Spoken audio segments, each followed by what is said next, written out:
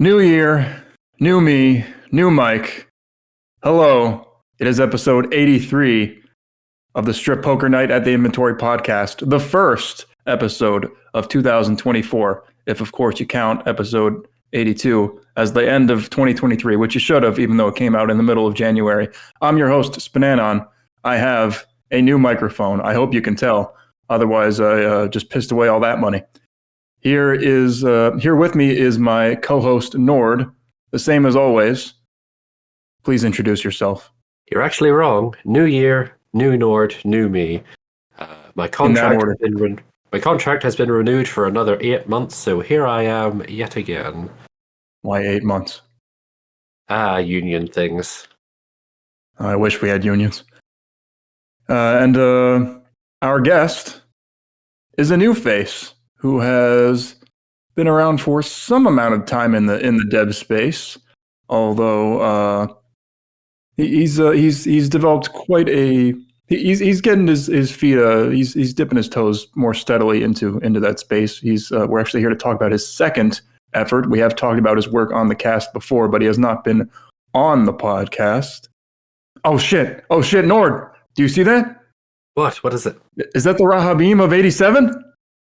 It is. Oh my god. The lore. What does this mean? Rahabim 87. Who the fuck are you? Yeah, I'm I'm kind of one of the community hermits.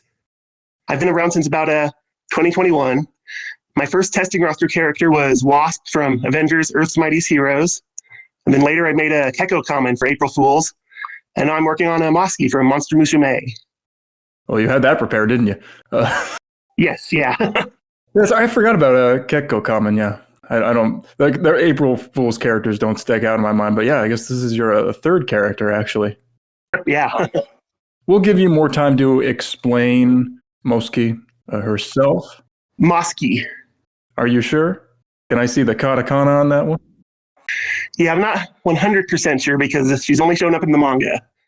So your guess is as good as mine.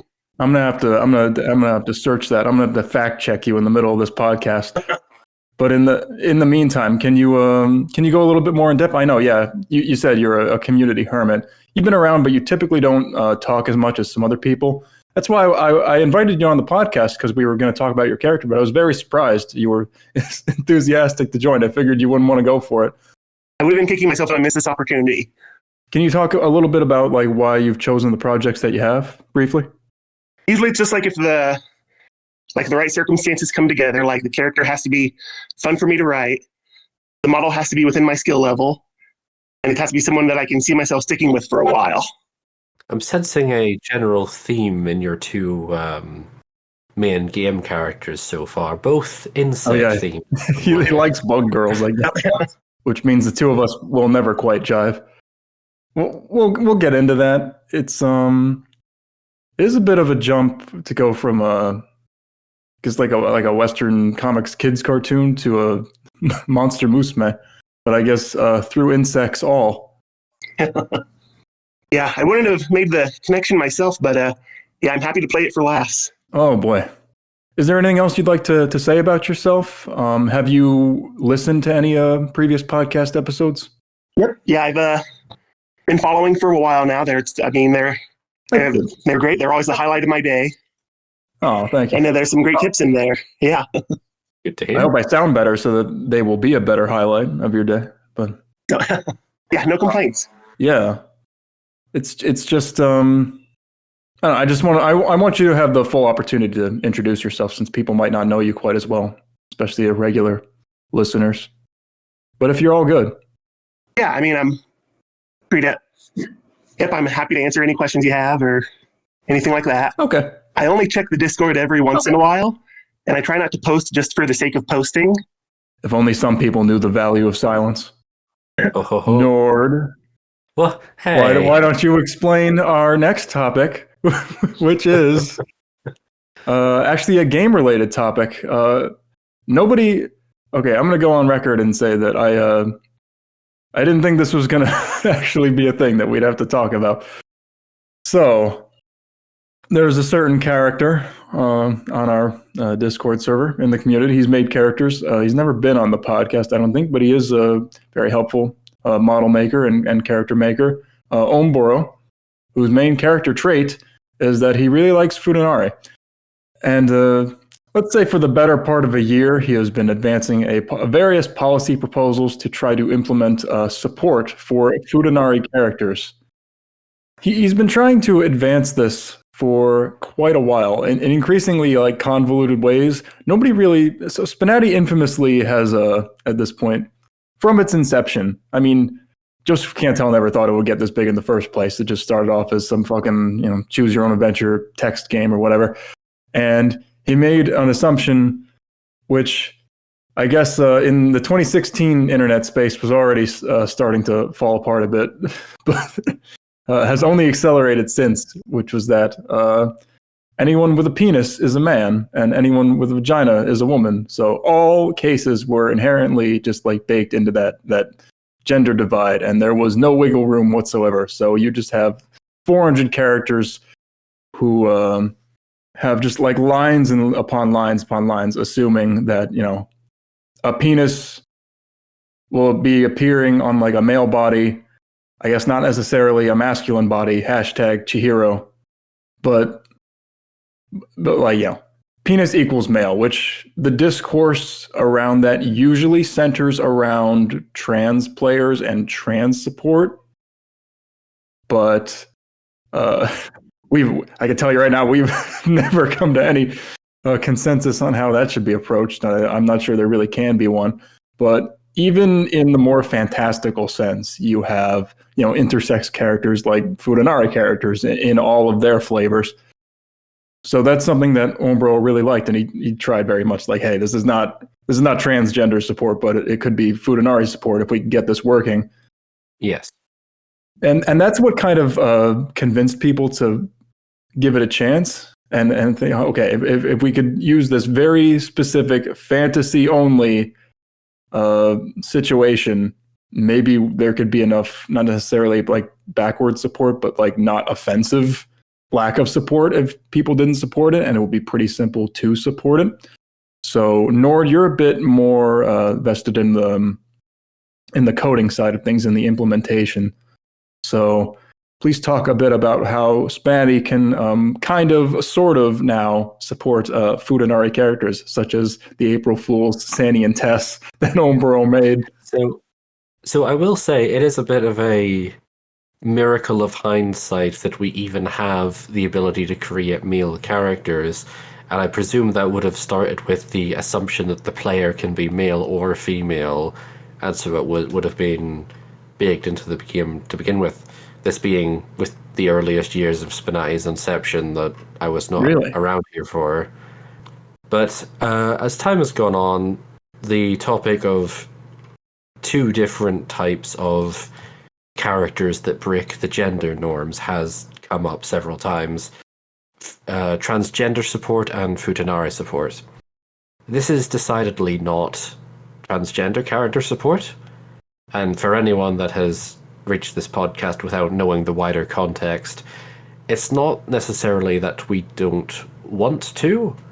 Like the majority of the community would probably be very heavily in favor if we could have a perfect solution for transgender support, but trans members of the community have expressed the fact that there is so much potential to go wrong because it affects real people, and there's so many ways people could offend accidentally that this is not a support case for that. However, the crux of the proposal is that there is a growing desire for Futanari coded characters.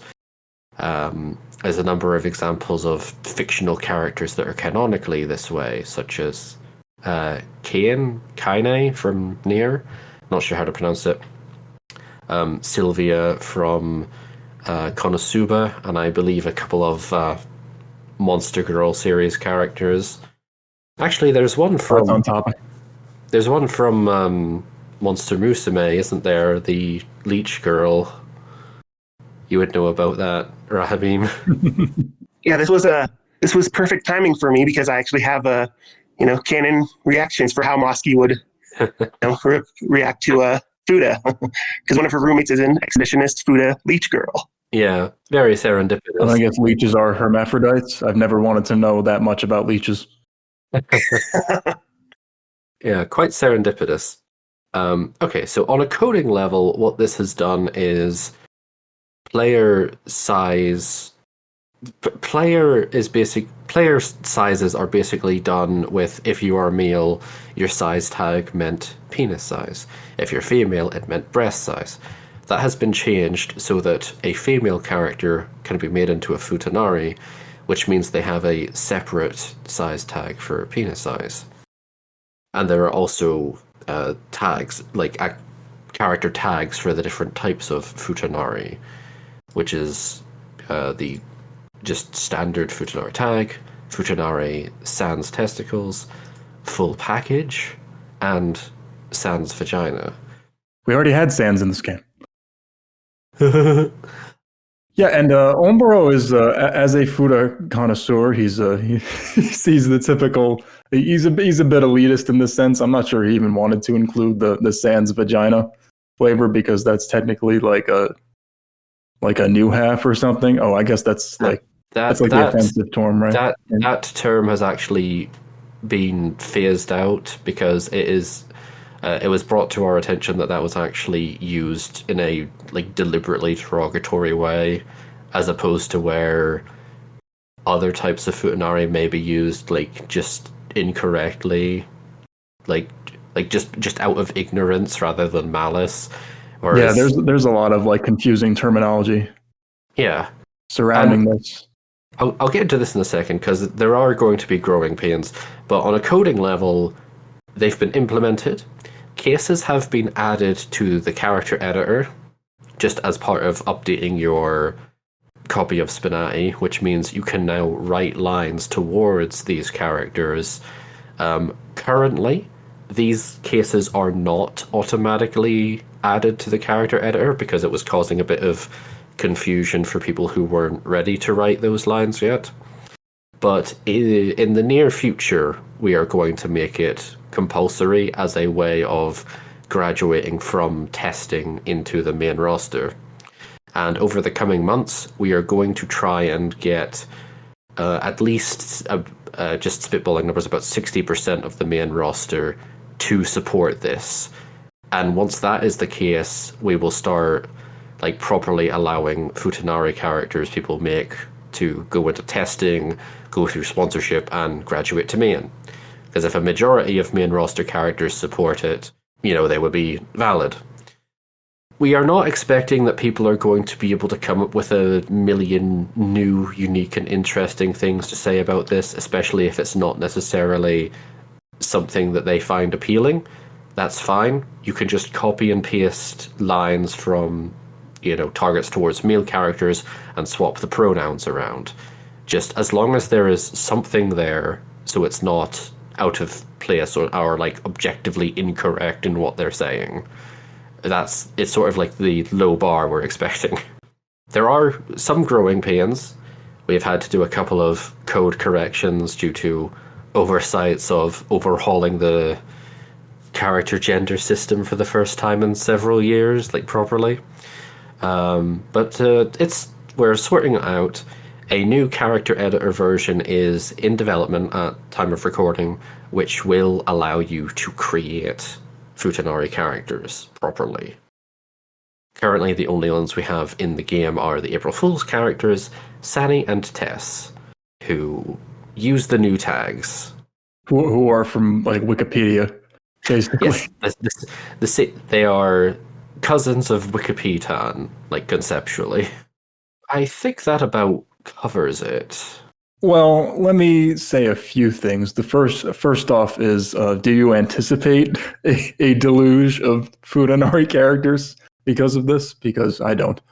Honestly, there may be a sudden influx within the months that we declare Futanari characters can enter testing. I can anticipate about 4 or 5 characters I could realistically see making it to testing. Like, yeah, just like, who do you think people would make? And you're going to announce this, right? As like a game mod Yes. thing? Yes, I am being a bit vague because we have not hashed out the fine details yet. But by the time this episode comes out, maybe we will have. Who knows? Going by like community members I know, I can see like 4 or 5, like the 4 or 5 characters I can recall that would like potentially enter the game within the next year, say. Within a year or two, assuming that we get like the highest projection I can see is like maybe we'll have like 10 characters in the game over the next 2 years that are Futanari, including Sanity and Tess so far. The main thing is that it's probably going to be, if not official policy, it'll be a thing of sponsorship that you should only do this for characters that are canonically this way. So don't just take a popular and existing character and slap a dong on them. Do not do. Do not do this. Oh, I was just kind of picking your brain if there were any like Futa characters that you specifically think people might add. I guess you named a couple examples there before. Yeah. Kane from near Iluru, whatever her name is, from Dragon Maid. Not one herself, but is like able to turn other characters into one, which would technically make use of this support. And then I'm sure someone is going to come up with an obscure character out of nowhere and plop them into testing one day, and we'll be like, of course this is the first character we get from this, obscure source. It's weird. It's kind of a porny thing. I guess there are like fantastical species that might be referred to as like hermaphrodites or something. Yeah. But outside of that, you wouldn't see a lot of straight-laced examples of like, by the way, she has a dick. Yeah. And it's very specifically like, again, this is not trans support. This is very specifically a fantastical notion of like fully biologically female, like fully functional hermaphrodite, essentially. Unless it's just whatever the politically correct term is for a new half, which is also technically included, although sort of like soft discouraged from assuming, I guess. Not really discouraged, it's just I don't think anyone has come up with an idea for that. Because for a trans female character like Bridget from Guilty Gear, you would not want to label them as Futanari sans vagina, because that's not what she is. She is a trans female. And an additional clarity is that we have never banned post-op trans characters, are like not banned in the slightest. The main thing is just people. It's meant to be about Futa, and it keeps coming back to trans support because I guess the two are intrinsically linked. But it comes down to conflate them, even if it's not a good idea to. People will conflate them, and people will always like want one or the other, and you can't really make everyone happy. So it's up to the individual to decide if it's worth it or not. I'm sure there will inevitably be posts on the subreddit interpreting one as the other. Yeah. I'm sure when you make that announcement post, there's going to be like, oh my God, trans support. No. Yeah. That's a whole other can of worms. That's probably something you'd have to ask on one of those AMAs that we do. Yeah. Nord, you're going to be on the next one. True. I don't think you can voice all your hot opinions. I haven't been on one before, have I? Yeah. Feel free to ask us about trans support there, but that would take up a whole episode more or less. Only other thing I want to say is like the cases and the asking about your experience of writing some of those lines yourself. You had a lot of characters to get through to add support for them.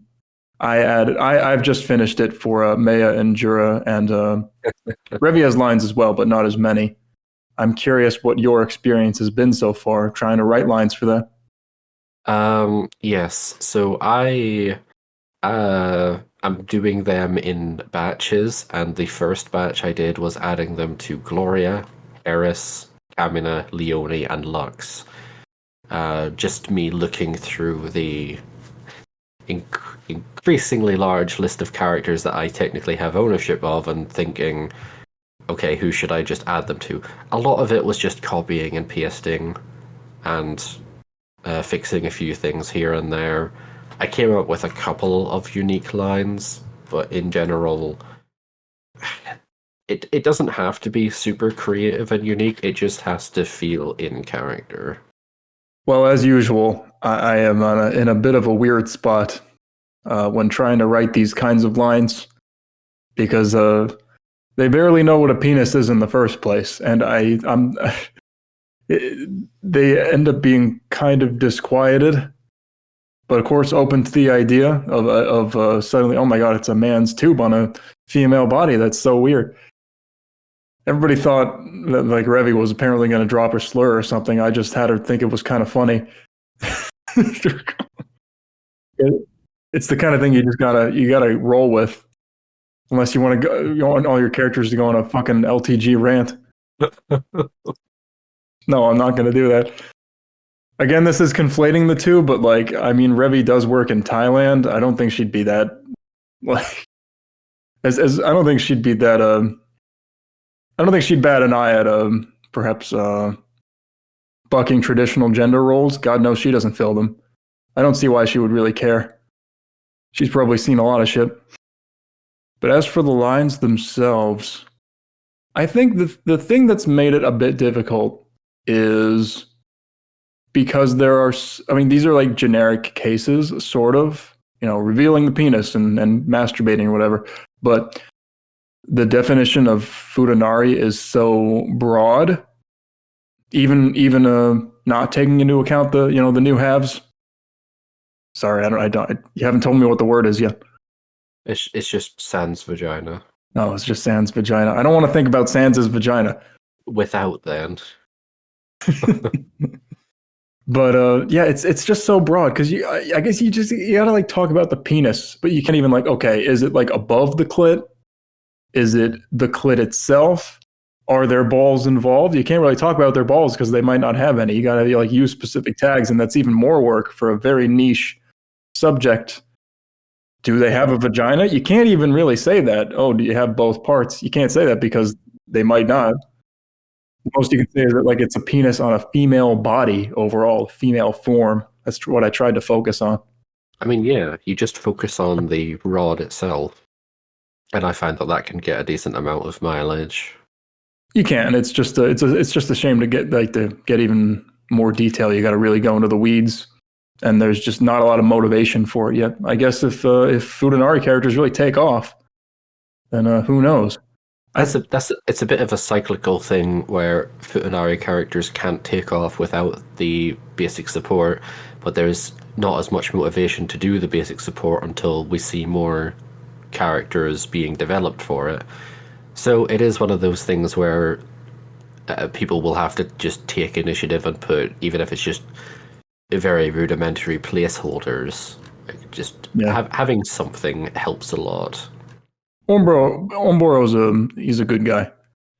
He helped with Cupid Maya. Throw him a bone here. He was very patient, and I felt really bad that I accidentally missed that the thread went inactive, and he just kind of quietly gave up on it. And then I realized, oh shit, yeah, we should put this in a final comment period.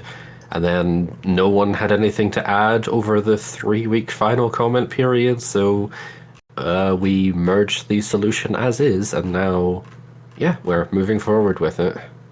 I think they were just treated as male characters before that, right? That's what Sandy and Tess did, but they were April Fools, so it didn't matter. No, they were treated as female, but Sani is the Sans Testicles version, and she is the leader character, so she has visible female anatomy, and so generic lines break less against her. It was a very clever concession made. But no concessions anymore. Rahabim, do you have any thoughts on Futa support? I mean, it's a great option to have. Really, no reason not to have it because it doesn't really take away from anything. You can either use it or or not. Yeah. And I think Oh, Joseph can't tell his original sins, how they follow us. Yeah, if there was a SPNatI built from the ground up, we have always said we would completely decouple like genitals and gender and pronouns and all that. And also it would all be, live 2D and it would all be voice acted. Ew. And a million other fantasy features. Ew. Imagine having to pay the Maya Seiyu for like more lines than are in the Bible. Her name is Fumiko Orikasa. Thank you. You weeb. Voice of many beloved characters. She's Chun-Li's modern voice. She did Sarah's Victoria. She did Rukia from Bleach. She did a lot of stuff. She's Lotte Jensen, your favorite character. But you just know people do fucking AI shit now. God. Yeah, which is quite unfortunate. I, for one, have always looked at my creative work. It's like, I really wish I could just pump out infinite amounts of cookie cutter slop. Yeah. Wouldn't it be nice to just never not have anything? I could just make an infinite amount of it. Let's not go on an AI related tangent here. That way I don't have to be alone with my thoughts for one goddamn nanosecond. Closing remarks on Futanari Support. Even if it's not quite your cup of tea, it would be greatly appreciated if any characters that you, the listener, happen to be writing for, if they have even just a handful of lines towards these brand new cases, shouldn't be too much work, and it would go a long way to adding a whole new dynamic of characters to the game. Like, in a way, I kind of look at this in the same way as what if male characters were being introduced for the first time this year, right? Like, men aren't for everyone, but there's a lot of like demand for them, and even if they're not your cup of tea, your character can still have something interesting to say to them. Absolutely. And I think that about does it. This was quite a long segment. For a long Futanari cock. I mean, this is sort of a big change. When's the last time we got like brand new generic cases that everyone's supposed to use? This could be a great tree ring in the annals of SPNatI history, or it could just be a footnote. Futa note. Time will tell. Speaking of a long time, whew. So if you have checked the testing roster recently, you may have noticed a brand new character, a certain Sanako Isogai from Arndress, very long tenured mod of the game, longer than any of us have been around. Nagisa Furukawa's mother in disguise, in a schoolgirl disguise. And then you check the date she was added, and you see September 20th, 2018. Nearly 2,000 days ago. 1949 days ago, as of this recording. And you go, what the fuck? Yeah. If you weren't around back then, I was. Arndress had been building up this character for about a year. It was going to be this big drop, this big event. Hashko, she was known as. If you know anything about Japanese female names, ending in ko does not exactly narrow it down. So people were excited. I don't think he had made a new character in a while. Nagisa was kind of his big first effort. He kind of contributes to them here and there, but this was like his main project. And she came out, and everyone was like, "Oh, it's Nagisa's mom," in like a very specific slice of the show that she was disguised like for. I guess I haven't seen Clan, and she like kind of flirts, and then she was like kind of protective of Nagisa, but they can't quite talk to each other the way you would expect. And she didn't have too many lines, and everyone was just like, "Oh, I guess that's it." And then she quietly fell off of testing. And Arndress made a bold proclamation in January 2019. Sanako will return. I didn't believe him. Nor you weren't even there when he said that. But did you believe him? He has mentioned Sanako here and there, but I never really took those plans all that seriously. He was always so busy with other stuff. Did you think she would ever return? There are a couple of projects being worked on in the background by veteran developers. I'm still waiting for the second coming of Miko, descending in all her glory, going to completely overshadow every character before and since. Well, the editor can post something about that, can't he? Yeah. Sanako was always interesting that I know very little about Clanad. I could tell Arn just cared about the character, but I wasn't sure if the very sparse references to her here and there were tongue-in-cheek or not. And it was quite a surprise when I sort of heard rumors that Sanako is, imminently coming back to testing. And it was nice to see her. Yeah, she's got new art. I think, yes, Horse Killer did the model, and then Purple Kuroi did a lot of the... Arntress did posing, and Purple Kuroi did forfeit posing. So it was a team effort. She has over double the lines that she left testing with, so she is quite a bit improved in all aspects, but yeah. Well, she's still in testing. Yeah, it's a mere... I meant left testing the first time. Ah, yes. But it's a mere schoolgirl disguise for the actual identity, Sanae Futakawa, Nagisa's mom, who runs a bakery. We'll talk more about her in a bit, but we will let Rahamim give his thoughts first. I don't think you weren't here for her either. I'm the only one who remembers OG Sanako. But what did you think of modern Sanako? So yeah, I think the model is a great update. Really liked her climax animation. And as far as the model goes, everything looks really good. My only nitpick would be that some of the lines feel a little older, but I mean that makes sense. Older how? From back in the days of 2018. Yeah, but how? Do you think they feel? Oh, stumped him. Do you think they feel simpler, or are just written a different way to modern dialogue for other characters? Well, kind of like lacking inflection.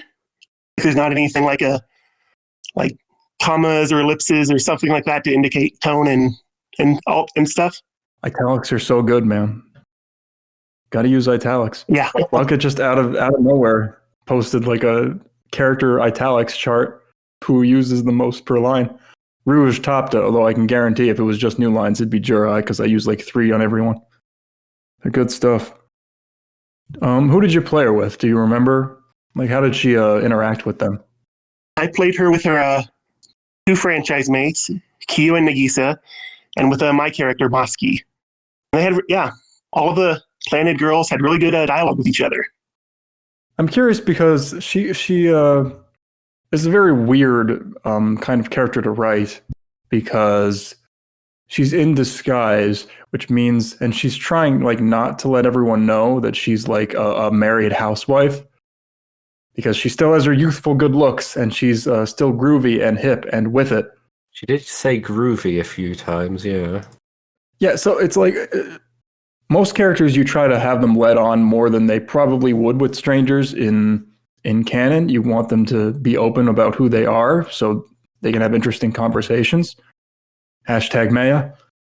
Sanako kind of has to avoid that. She just tries to be fun and flirty, but not say too much about herself. So, and around Nagisa and her friends, especially, she has to tiptoe. Nor, did you get that impression with her? What did you think of her?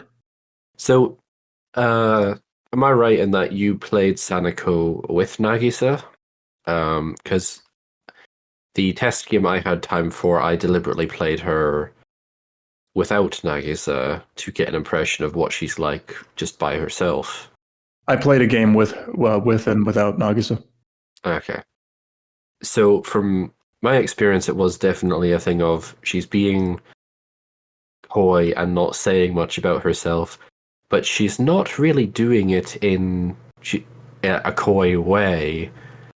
What I'm trying to say is, it's she could play up that mysterious aspect of her, of who is this, supposed schoolgirl that is saying very little about herself. She could flirt with the idea of, oh, you don't really need to know who I am. I'm still, cool and with it or whatever. But she doesn't really lean into that, which just means she comes across as not really having much to say and fading into the background a bit if she doesn't have in-depth targets. And with the characters I tested her with, she didn't really have many targets, so it felt like she didn't have a lot to say. Not necessarily in a bad way of, her lines were repeating all the time or anything, but just that she very much became a background character. I guess that is what she's trying to do, right? She's trying to blend in and be supportive, but not take center stage, so people won't notice that she's like 37. Yeah. With a 19-year-old daughter. Did you have anything else to say? I do. I think Andres wants to work on having her motherly side shine through a bit more. I think there's potential there. Sort of a niche that isn't explored too much. I'm not suggesting going... I don't think Mommy Dom would fit this character. But just sort of the kind and nurturing side can shine through a bit more. Could work well with certain, targets or personality filters. Something I hope he addresses before she's done in testing is that a lot of her stripping and stripped poses are sort of... Rahabim, you mentioned how her writing felt like it was a couple of years out of date. I think her stripping and stripped poses are a couple of years out of date because they're at the, place a hand on your clothes and they teleport out of existence level. A lot of the after stripped poses didn't even indicate anything at all. And given that it's like one of the, it's the main focal point of the game, let's be honest, it's sort of an area you shouldn't cheap out on this much. Yeah. It's a shame because you can't do much of that in engine in Kisuke. You'd have to actually draw it. You either have to hand draw or you have to just assemble a bespoke model out of belts, ribbons, and what else. At least turn the clothes into an image attachment and just slide it down a nude model. Yeah. Do something. Uh-huh. Overall, though, aside from that, I think the worst I can really say is that she's consistent and well-rounded, but doesn't really stand out if she doesn't have a lot of targets going on.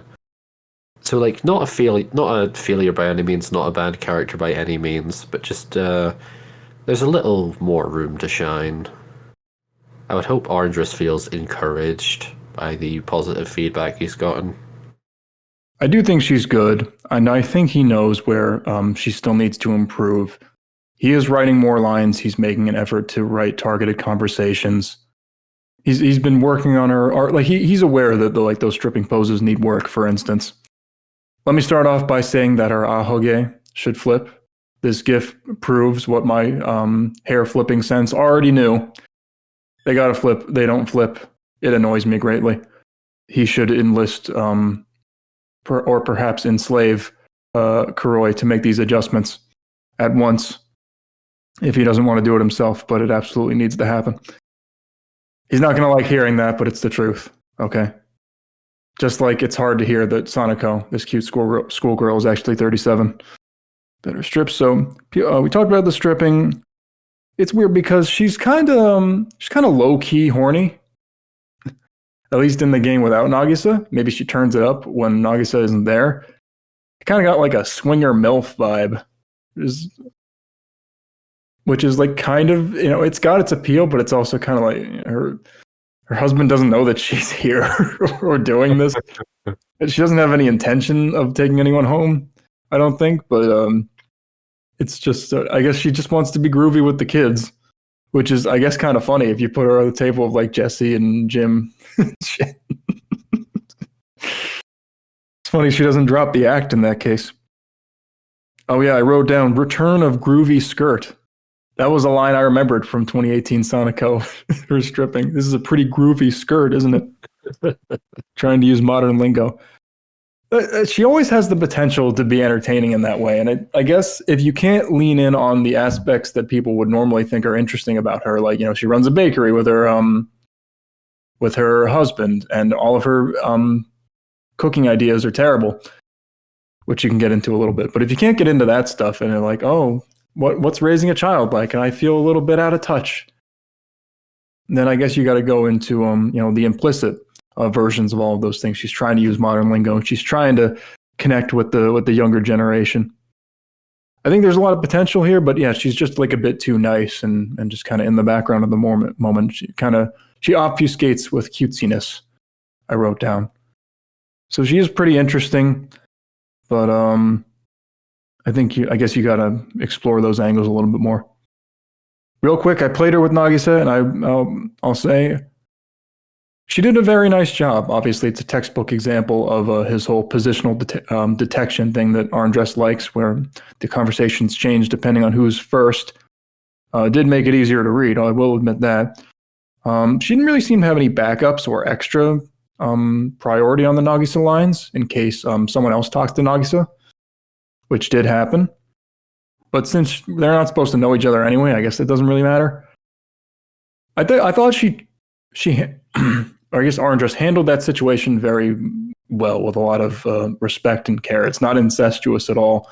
She even tells Nagisa to like look away or like don't look at her, but in a way that sort of doesn't break the kayfabe that she's going for. And she's very supportive of her overall without like it seeming like weird or like creepy. It's just hey, my daughter is her own woman, and she's exploring herself. She felt very well adjusted, and I liked her in that way. It's very quiet forfeit around Nagisa. I can't remember I don't think she said too much even when Nagisa wasn't there. But yeah, she had like fun slip-ups with her vocabulary, like calling her honey. Stuff like that I think could go a long way. Well done with her overall. A lot of potential for improvement here. Definitely a big improvement from the 2018 version. Okay. All good? Anything else to say about Sanako? I'm all done. Rahabim, do you have any closing thoughts? Nope, yeah, I'm good. An off-the-wall choice. A pretty groovy selection. Pretty rad and tubular. Who knows? Don't mute yourself just yet, Rahabim, because we are now moving into the other testing roster edition. Oh boy. Things have still been a little slow lately, but Rahabim was here to save us with, I think, our first character from Monster Musume? Yes, our first Monster Musume character. And it's a manga exclusive. Okay, hold on. We've had a character from Monster Girl Quest, which is that the snake girl, Alice, the Lamia. And then we have a alt skin, Cupid Maya, from Monster Girl Encyclopedia. And now we have a character from, I guess, Monster Musume. And if you ask me the difference between all of those things, I have no fucking idea. It's all monster girls. You're just supposed to jerk off to it. Personally, I'm not into monsters. But this is, if you want to fuck mosquitoes, here is Moskii, the mosquito girl. And yes, I looked it up. It took a while, but I found it. This is the katakana. It is, in fact, mosquito. Learn your katakana, damn it. Oh no, I'm wrong. Yes, you were wrong on the internet. Laugh at this man. Laugh at him and his limited Japanese knowledge. This is what you get for watching Avengers cartoons. Robin. My shame is infinite. What doesn't that suck to learn that you've been pronouncing your waifu's name this entire time? Or wrong this entire time. So on that bombshell, please introduce Moskii and why this character? Why do you like her? Why do you want her to suck your blood? What's her deal? And where do you want to take her in the future? So she showed up in the main Monster Musume comic for a few scenes, and then she got her own spin-off chapter with her roommates for about a 30-page chapter. And I've always been a fan of the tan blonde look that some anime characters have. And my headcanon for her is that because she prefers larger partners because that means there's more blood to drink. And so far, my plans for her is I've got a new model coming from a non-lit named Monster Girl Kisuke artist. And I'm hoping to get her up to 1,000 lines and get her ready for sponsorship. Do you have like a picture of that new model? Let me see. I can't find a GIF of her. She doesn't have any GIFs because she's manga only. It doesn't mean you can't, like, hey, people have made GIFs of like Steel Ball Run and shit just from taking all the different angles of Johnny and spinning them around. Anything's possible. But yeah, she's at that tier of character. I can't talk too much shit. Maya didn't have any GIFs. Oh, you started. And she's from an anime until I posted like 30 of them. If you want something in this life, you just got to do it yourself. So I found him. I'll have him up in just a second. In the meantime, she's a bit of like a valley girl, right? That's her whole thing. Yeah, that's what I was aiming for, but I'm worried she kind of got pushed a little too much into the dude bro territory. So I'm not sure if that's working for her or if I might want to, change we'll that. talk about it. I don't really understand why the characterization is as it is, but can you talk a little bit about Monster Musume and what the hell it even is? Because I still don't know after all this time. I know that Heck really likes the tall one with the P cups, Tio, I think, Dionisia. Pretty much just a harem anime where each girl of the harem is a different monster girl with their own quirks and personalities. And every once in a while they'll go to a different location to meet new different monster girls who all, of course, be just infatuated with the main character. I see.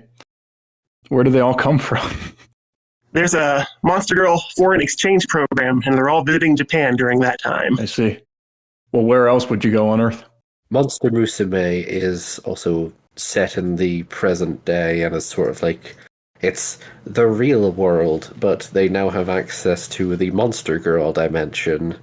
And I'm only 50% joking on that. I'm pretty sure Monster Girl Quest, by contrast, I'm not sure if there's I think they're vague about it. Yeah, I'm not sure if there's a different country they're from or if it's actually another dimension. I think it's just an excuse anyway. Right. But Monster Girl Quest is a completely different franchise that is like a fantasy setting. Really? No relation? No. Monster Musume. I thought it was just like the Monster Girl cinematic universe. Could be. One day. Monster Musume is all about like sort of the modern day problems of having to accommodate for monster girls with vastly different requirements. Moskii is part of a like group that share a residence, and they're all bloodsuckers. There's Lychee, Yatsume, who is a type of mermaid, Moskii herself, and Curie, who is the wiki says is a vampire, which I'm going to assume means vampire bat. Because vampires are people too. Oh wait, no, it's an actual vampire. Huh. Oh yeah, I suppose this series has like outright zombies too, and Dullahans. So I guess anything goes in this setting. Yeah, a little bit for everyone. Is there anything else you want to tell us about Moskii, Rahabim, or would you like us to share our thoughts? Go ahead, yeah, please do. Okay, Nord. Okay. You said you were working on a new model. I'll say that with her current model, you did a good job posing a character with 4 arms. I did load up the code out of curiosity into Kisuke, and I see your solution is quite literally just stack 2 models on top of each other, which definitely a very simple and elegant solution. I thought it was just going to be global arms. No, because you wouldn't be able to do the stripes. No, they can't wear gloves? No. They can wear sleeves, but not gloves. I've spent my time in the Kisuke mines long enough to know this. Because she doesn't seem to have a duplicated shadow. You can toggle the shadow off. Okay, so she has a strong personality already. I definitely got the sort of Valley Girl the Valley Girl vibe from her. I think you've done pretty well to establish it so far. does sort of lean into that dude bro thing a bit. If you want to lean into that more, you should commit to it. Otherwise, I would agree that you'll want to tweak it a little bit to make sure it's not quite overlapping with that. Although, to be fair, the average person probably won't know the difference. Okay, on the slightly negative side, I'm going to come out and say it. Her forfeit is quite lacking at the moment. And I'm sure you've probably heard critique on this already. But to sort of outline it, during her forfeit, she is standing up.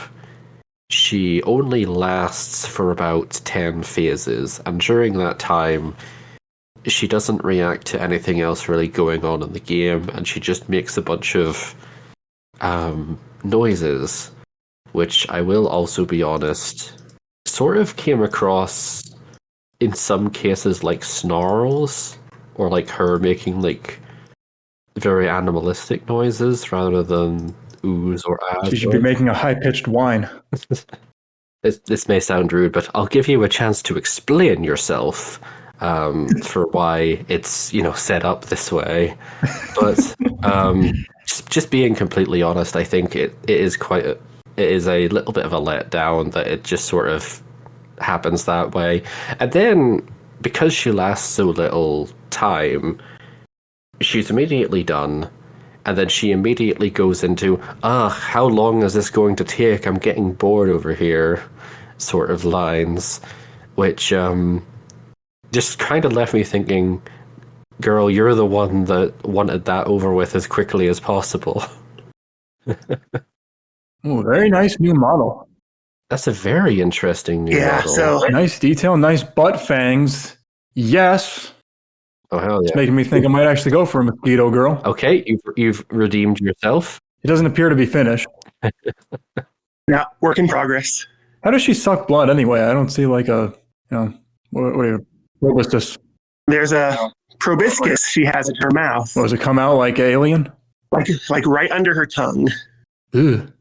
Yeah, so as far as the standing forfeit goes, so when I did her custom feet, I found that I couldn't bend her legs with how I did her the feet claws. So I was locked into that standing forfeit. And so right now it's pretty much just a placeholder until I can get something better going. And then the rest of the forfeit was kind of just, phoned in because it's like, standing forfeit. I'm at the point of no return. I'm surprised she didn't fly was the main thing I was expecting. Seemed like kind of the gimmick thing that people kind of frown on these days. That's not a gimmick. That's just a position. Yeah, that's just a thing the character can do. Adele flies. Adele's a cutie pie. Rouge flies. Not a gimmick. It's true. Another bloodsucker. So yeah, if I need to switch up the forfeit, I'll definitely look at that. Yeah. One solution for the feet could be turning them into an image attachment. You can toggle off the default foot now, which I'm not sure if you did already for her model, but you can toggle off the default foot but still add an image attachment to the lower leg, and it'll move with the leg as it rotates and all. So there's solutions to that. It's good to know that you've already thought ahead of how you can improve her, though. Yeah, I haven't really gotten into image attachments yet, so this is all just with ribbons. Well, it should be relatively easy to convert them to an image attachment and then import it back in. If you ever need a helping hand, just feel free to ask. Myself or someone else. Sure, yeah, thank you. Myself or someone else in the Kisake channels can help out. Mm-hmm. All right. Let me go through my thoughts a bit here. Moskii is your, I guess, third effort, but this is like your first solo artistic effort. Is that right? I guess you did a Kekko comment, but she's she's more just an April Fool's character, pretty simple. She's naked the whole time anyway. Is that right? Right, because Wasp was taken as from the model repository, right, as a donation from Superfluous. Mm-hmm. And let's see. Yeah, Superfluous user did the model for Wasp. But this was, so you were learning Kisake for the first time now, right? Pretty much, yeah. I had kind of a crash course with Kekko Common, and this is my new attempt. Yeah, and I want to praise it because compared to a lot of the other models and, Nomlet's model that you see here, it's a lot more, it's a lot more detailed and sexed up and stuff. But this is a challenging first project to get into. How to translate, the forearms and the claws and the wings, and how to pose all this, and how to work with the weird eyes for posing. I can see like the little braided hair pieces that you used for her antennae. It's but I'd call this simple but effective. It helps that she just has a unique sort of appearance in the first place. But I think you did a pretty decent job, all things considered. Yeah, there's room for improvement, but it captures the character well enough. People always talk about standards rising ever higher, but there's nothing wrong with a character just looking okay. You could always improve it later, like you're trying to do now. And even then, it doesn't look bad, just more simple. Yeah. We definitely want to avoid making people feel like the characters has to be perfect before testing, because it's the place to refine and flesh out ideas. I mean, you should try to make it as good as you're comfortable going for. I recommend trying to learn as much as you can and trying to do as much as you can the first time. But again, it's if you wanted to stop here, it's okay. It's you can be on the main roster. It's not like everyone has to be the Sistine Chapel of SPNatI. You put into it as much as you want to. Same as the writing. You can always iterate later on. The posing, I thought she had some good, fun, expressive faces. Like when she's laughing and has more normal closed eyes. That's kind of cute. She has a long torso, I wrote down. But while I normally make fun of characters for that, it honestly seems to kind of be just the way she is. Right, yeah, tall and skinny with long arms and legs. Well, she's a mosquito, so yeah, her proportions are going to be kind of fucked up and weird. She can have a long abdomen. So that actually makes sense. It works for her. In terms of personality and dialogue, so you mentioned the whole dude bro thing. She came off like a valley girl. I'd say the problem you're dealing with right now is just vocabulary. She said dudes a lot, which was kind of weird. I think there's other better valley girl words you could use, even if it's just what's up, bitches, shit like that. Saying dudes all the time, especially in on a table of mostly girls, just sounds kind of weird. Yeah. Same with, she used the term jacking off, which I got into a tiff a couple months back on the dev server about that. But that, for a girl talking about herself jacking off, it doesn't really make any sense. What are you jacking? People say jilling, that's not a real thing, but it is kind of funny in a porn sort of way. And Moskii is a funny character to begin with. So I'd say it's in character for her to be kind of crass like that. I'm sure you could come up with some other. I don't know if this is in the source at all. I don't know if you get into weird anatomical terms. I don't even know what kind of genitals a mosquito has. I don't want to find out, but maybe you could try to work with that. I do know it is female mosquitoes that suck blood. Saska. Yep, yeah. Let's see. Anything else to say? Oh, yeah. Well, I was complaining in my notes about the standing forfeit, but you're aware of that. As long as you want to change that, try changing the finished stage as well. Make sure it's got some variety from the naked stage. Last thing I want to say is the personality, or the topics. She talked a lot about how she wanted to suck everybody's blood. She did that a lot. Okay, yeah, good to know. Kind of independent of stage too. You gotta. I know she's not a major character or anything, and that's just kind of her whole thing. But you gotta give her something else to talk about, because it gets old. Sure, yeah. She's thirsty and not in the usual way. Yeah, you gotta have the one note. I mean, it was funny how she talked about the different types of blood, and the way she likes to suck and who she likes to suck it from.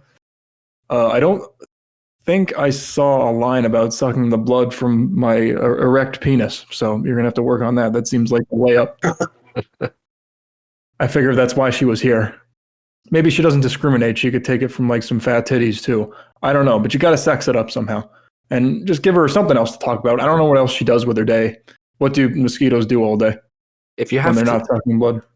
Two bits of advice here. One of them is, rather than like replacing what is already there, try just adding in new content entirely that isn't about, oh, I wish I was sucking blood right now, you know? And secondly, regarding what spnanon is saying, if you have to invent something, like just think logically, what is she into? Like, is she seen watching TV a lot? We'll have her talk about how she was watching human soap operas or something. You know, just try and extrapolate, you know, as the series is Daily Lives of Monster Girls, what would a day in her life look like? What would she be doing? What would she be, like, what would she be looking forward to, anticipating? What would she not be looking forward to? That sort of thing. Okay, yeah. I was also worried that I made too many flashy attention-grabbing lines.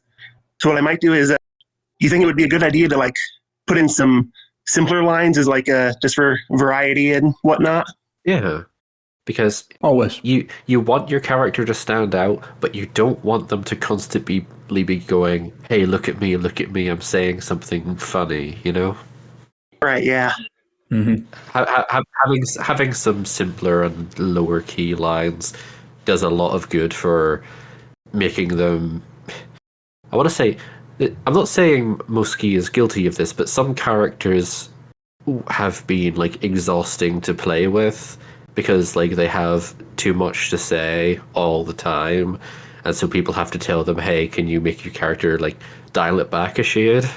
And yeah, that's simple lines are easy. They'll add more variety and they'll buff the line count. So yeah, that works. Exactly.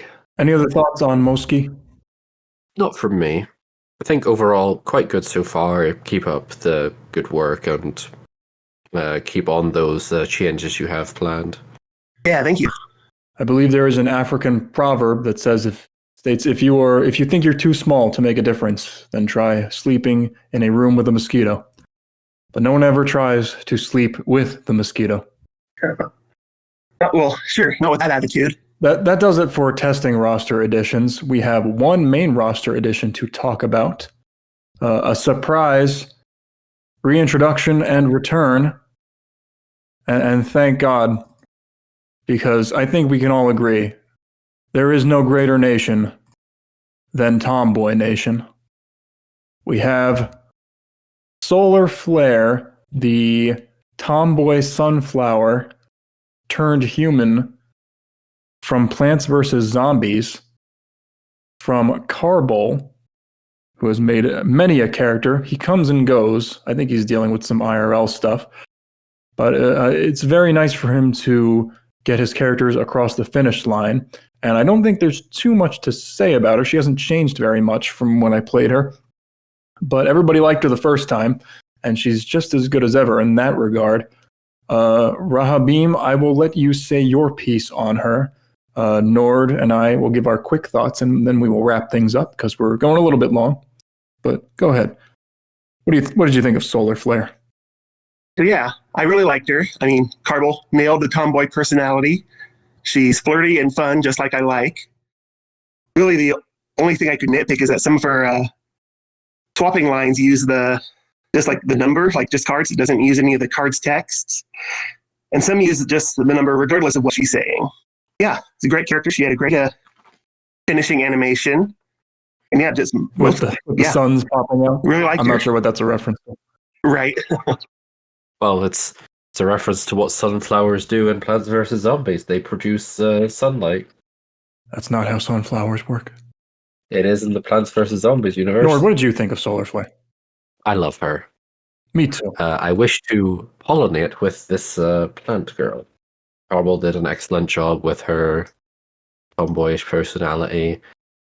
Very much one of those picks of a character that sounds really strange and out there, but then when you play with them, you see like, okay, yeah, this is why there's appeal for this character. And overall, just really good. I wish I could be more critical and objective about it, but no, I just really like her. Art is really well done. Dialogue is really well done. Doesn't get boring. The finishing animation is a funny touch, but she does have some forfeit dialogue that activates some neurons. Like what? Cover me in Miracle Grow? No, like just how into it she gets and how like needy she like acts in a sort of like way of desiring other characters, but also the player. Overall, a good example of how to do things. This is a pretty good example of like a model that does not need to be amazing. It's pretty simple overall. These are mostly like default assets. There's a couple designs with the ribbons and things, but it's mostly default clothes. And like all they did was make her eyes fuck huge big and give her some goggles and crazy hair, and you're done. What more do you need? Oh, and they made her orange. Well, I think what more do you need? I get what you mean, but like it's not saying her art is, bad. It's just that like you don't need to spend a million years in Kisake getting every single pixel perfect. It is using a bunch of, default engine assets. You can still make a 2018 character at the end of the day. I mean, look at Sanako. Yeah. So real quick, I just want to praise Solar Flare again. She has fun puns, a lot of plant puns. Her dialogue was very clever. Kind of reminds me of Twilight. I probably said that before, when she's just getting used to being a human in general. She's cute and upbeat. Her forefeit posing was a little stiff. She was like kind of upright most of the time, but I guess that makes sense. She is a plant after all. Wonder if I can find a gif of her. There's probably a few. Oh, it's all the Sun and Dragon Ball Z. Oh, there she is. I'll take what's likely cropped porn. I'll have to search that up later. Well, hey, I'm pretty sure plants, it's been a while since I took high school biology, but I'm pretty sure plants have both male and female parts, so really she should have been the first Futa character. Ho-ho! Segue, bookends. It's time to end episode 83 of the Strip Poker Night at the Inventory podcast. Nord is typing, probably to wrap things up because we've gone too long. Nope, that was a misinput. Okay, then. Solar Flare just bouncing on his keyboard. The general feedback poll is now also running. Just posted last night as of this recording. Sorry, I was trying to do it Friday, but we got to it eventually.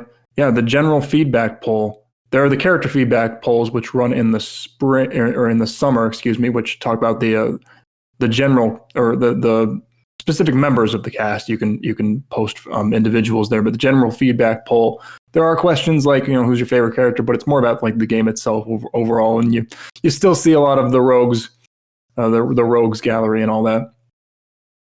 You get a lot of weirdos. They all crawl out of the woodwork that share their dumb, weird fucking fetishes. It's a good time to be had by all of them to read the responses. So go. Links should be in the description, and please leave your support, leave your thoughts. It'll be up for at least a couple months until responses dry up, but the game seems to be going strong. Please tell me how much you love Maya and Jura.